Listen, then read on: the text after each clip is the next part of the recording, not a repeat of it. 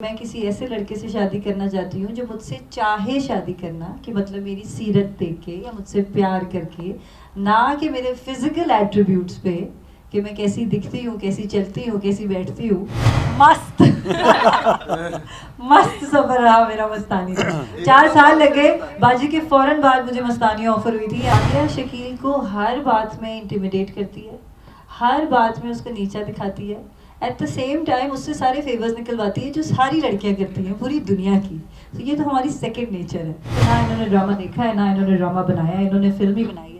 इसमें कोई दो राहें नहीं है कि पाकिस्तान में फिल्म बड़े से बड़ा एक्टर भी, हमारे the top stars also they depend on Eid. They also think that their star power is not enough, कि अगर वो ऑफ टाइम पे फिल्म लगाएंगे तो लोग उनकी फिल्म देखने आएंगे cinema.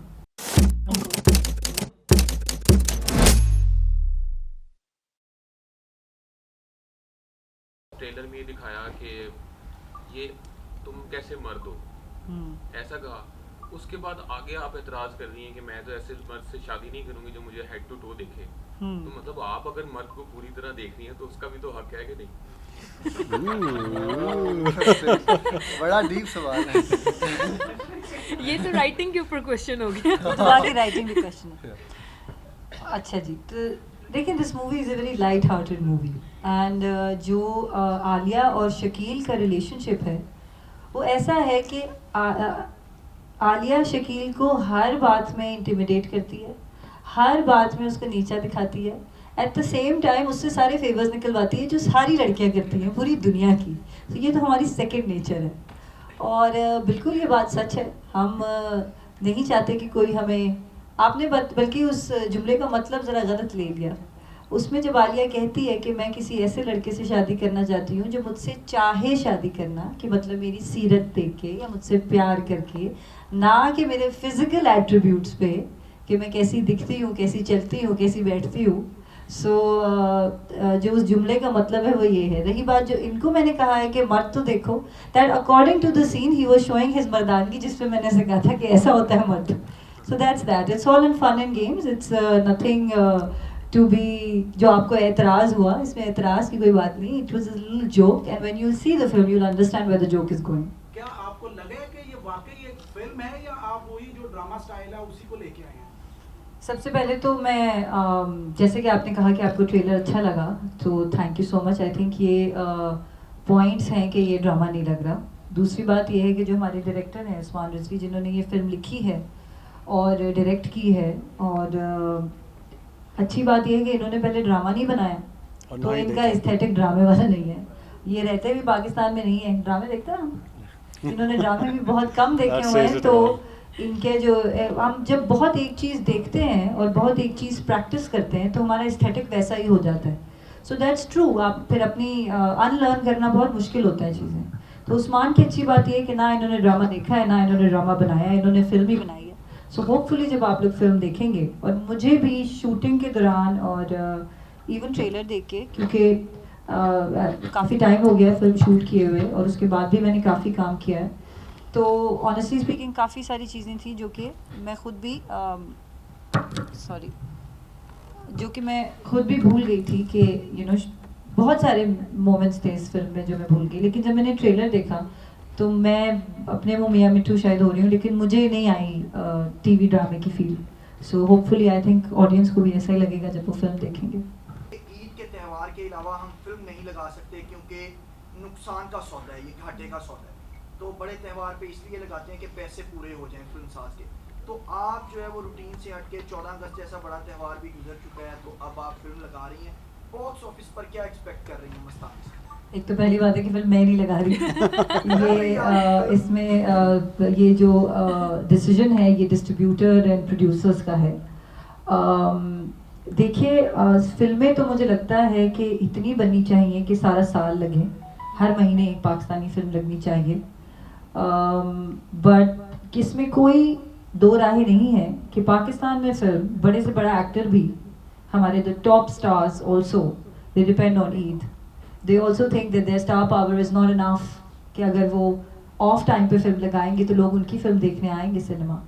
So I think that this is a great step, a very strong step from the producers and distributors to take initiative के उन्होंने एक बिल्कुल ऑफ टाइम पे फिल्म लगा रहे हैं and Also that 13%. they're very confident. So मैं बाकी तो अल्लाह के हाथ में है, पर आई थिंक कि फिल्में तो सारा वक्त ही लगनी चाहिए और अल्लाह करे ये फिल्म चले तो जो बाकी फिल्म मेकर्स हैं जिनको बेचारों को बड़ी फिल्मों की वजह से ईद पे जगह ही नहीं मिलती, स्क्रीन्स ही नहीं मिलती, so you know there is a big इसके पीछे आप लोगों को पता नहीं है लेकिन शायद, लेकिन एक बहुत बड़ी लड़ाई होती है कि यू नो किसकी फिल्म को सबसे ज़्यादा शोज मिलेंगे. सो मुझे लगता है कि ऑफ टाइम पे लगाने से एक तो दूसरे प्रोड्यूसर्स को बहुत हिम्मत मिलेगी कि वो अपनी फिल्में भी साल भर लगा सकें, सिर्फ ईद का इंतज़ार ना करें. सो बस मेरा जवाब यहाँ पे मैं मुख्तसर करूँगी कि इनकी हिम्मत है और प्लीज़ स्प्रेड द वर्ड कि लोग आएँ ये फिल्म देखने ताकि फिल्म इंडस्ट्री को फ़ायदा हो. हमारी फिल्म का जो एस्थेटिक है वो बिल्कुल पाकिस्तानी है. सो आपको कहीं से भी देख के, अक्सर हम पाकिस्तानी फिल्में देखते हैं और हमें लगता है कि अच्छा जी ये फलानी जगह से चुराया हुआ है और ये टिमकानी सिनेमा से चुराया हुआ है. सो आई थिंक कि जब मैं शूट भी कर रही थी तो the best part about Mastani is कि you will feel that it is a Pakistani film. ये इसके जो फ्रेम्स हैं, जो कल्चर दिखाया है और जो हमारा एक सोसाइटी जो हमारा कल्चर है, जिस तरह से you know we conduct ourselves on a daily basis. So ये फिल्म देख के आपको लगेगा कि ये एक पाकिस्तानी लड़की और ये एक पाकिस्तानी लड़का है और यू नो ये हमारी अपनी कहानी है. कुछ फिल्म के बारे में भी पूछे ना, आप लोग तो टेक्निकल सवाल पूछ रहे हैं, वो पैसे कब बनेंगे कैसे नहीं बनेंगे. सीधा सवाल है. जी आप करें. हाँ जी, बहुत मज़ेदार, मस्त मस्त सफर रहा मेरा मस्तानी. 4 साल लगे, बाजी के फ़ौरन बाद मुझे मस्तानी ऑफर हुई थी एंड आई थिंक मुझसे उस्मान ने बाजी ही देखी थी जिसकी वजह से इन्होंने मुझे फिर अप्रोच किया फॉर द फिल्म. एंड जब मैंने भी स्क्रिप्ट पढ़ी तो मुझे बहुत अच्छी लगी क्योंकि मुझे लगता है कि पाकिस्तान में या ओवरऑल दुनिया में अगर आप देखें काफ़ी जगह तो चेंज हो रहा है कि फीमेल नैरेटिव या you know strong female protagonist films कम ही बनती हैं और अगर एक एक्टर को ऐसी अपॉर्चुनिटी मिले फीमेल एक्टर को तो वो आई थिंक कोई भी अपने हाथ से नहीं जाने देगा. But that was not just the reason ये भी था कि कहानी मज़ेदार थी, कैरेक्टर चुलबुला था, यू नो थोड़ा मेरे ही टाइप का था, मुक्के थपड़े लौंडों को छेड़ना you know so I think that was one of the reasons that I said yes to it and Usman was very generous with the paycheck of course so that too so it was overall that's why मुझे दिल क्या करने के लिए ये film आ जाएगा. Film बन भी जाती है, लग भी जाती है, हाँ, फिर तुसी उथे पहुंच गए क्रिटिकल क्रेजी. नहीं, बात तो करते हैं कि थोड़ा सा कि ऐसे पैकेजेस दें ताकि स्टूडेंट पैकेजेस हों, कोई मिडिल क्लास के लिए पैकेजेस, ताकि एक आम बंदा भी फिल्म यहाँ पे आके इस तरह के सिनेमा में देखे. बिल्कुल, मैं तो चाहती हूँ कि ज़्यादा से ज़्यादा स्क्रीन्स बने पाकिस्तान में और आई थिंक मैं हर दफ़ा कहती हूँ कि प्लीज़ सिनेमा की टिकट सस्ती कर दें. सस्ती करेंगे तो ज़्यादा लोग देखने आएंगे, मुझे ऐसा लगता है, लेकिन मेरा बिजनेस नहीं है और सस्ती मैं बिल्कुल रिक्वेस्ट हर दफ़ा रिक्वेस्ट करती हूँ. मैं तो कहती हूँ कि गवर्नमेंट को भी कुछ हेल्प करना चाहिए, कुछ रिलीफ देना चाहिए सिनेमा ओनर्स को as well in terms of जो उनका टर्नओवर्स हैं या जो उनके एक्सपेंसेस हैं वो अगर टैक्स है जो सिनेमा ओनर्स को है अगर वो कम हो जाएगा so eventually they will be able to you know lessen the prices of the tickets so it'll help eventually. It's a circle so I think everybody has to come in. मुझे लगता है प्राइम मिनिस्टर साहब मान लेंगे एक दफा उनका नाम लेके क्या जी मैं नाम लेके देता हूँ. प्राइम मिनिस्टर साहब जी प्लीज मान जाए, फ्री कर दे सबके लिए हमारी प्लीज हमारी फिल्म की टिकट फ्री कर दें.